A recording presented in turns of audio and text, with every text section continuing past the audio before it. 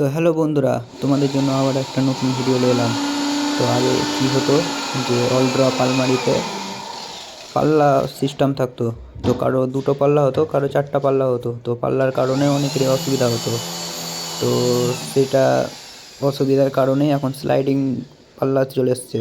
তো স্লাইডিং পাল্লা লাগাবার জন্যই আমরা সাইডে 18 mm প্লাই মারছি। 18 mm প্লাই মারার কারণ হচ্ছে যে সামনে একটা গ্যাপ দেখাবে, তো গ্যাপটা যেন না দেখায় স্লাইডিং পাল্লাতে, তার জন্য 18 mm প্লাইটা মারা। আর স্লাইডিং পাল্লা করলে গেলে অনেকটাও ইউনিক এবং ভালো লাগছে।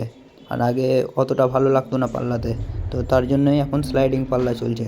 তো ভিডিওটা কেমন লাগলো আপনারা কমেন্টে জানাবেন এবং লাইক করে দেবেন।